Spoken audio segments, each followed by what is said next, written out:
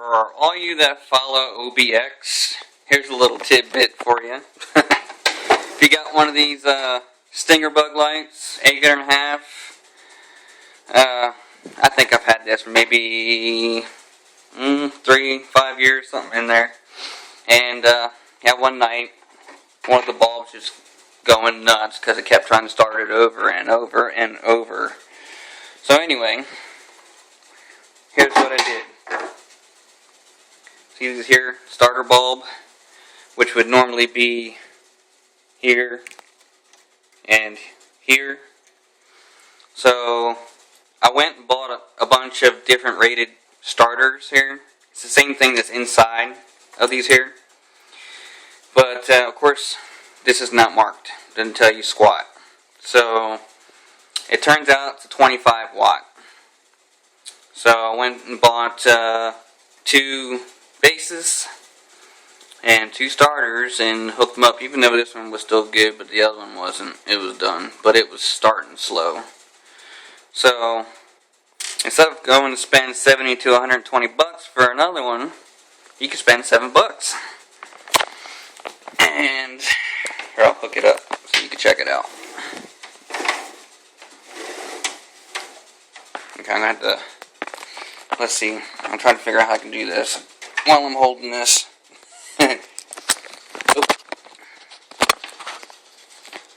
Sorry about that. Just about dropped the phone.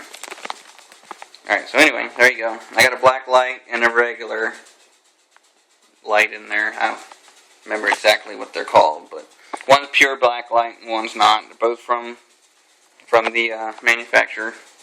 Except that this model is not really meant to hold the black light bulb, so I stuck some stuff under there to hold it up.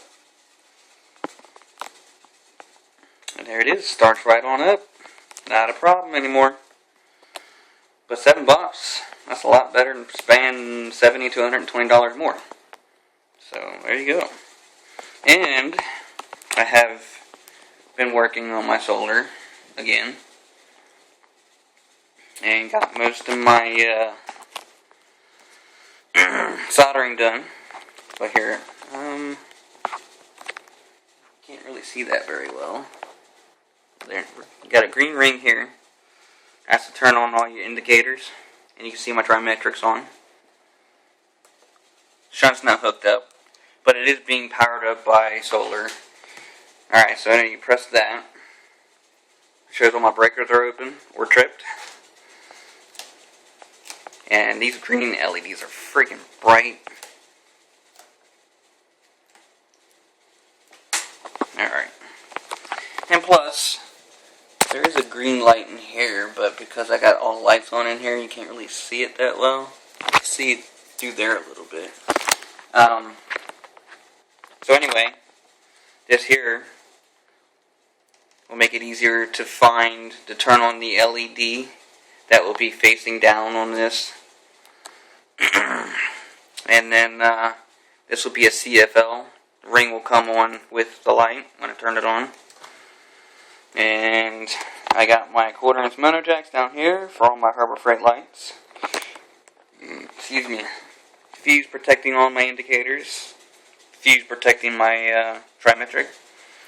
Fuse, protecting my capacitor amp meter gauge. And I also decided to put in some 12-volt sockets here. Charge phones, whatever I may need in a power outage. Or who knows, something future, like maybe a fan on inverters or something like that, I don't know yet. But I still got a little bit of soldering to do, but most of it's done. Here, let me go ahead and open it up all the way. Got most of my stuff zip tied and all that.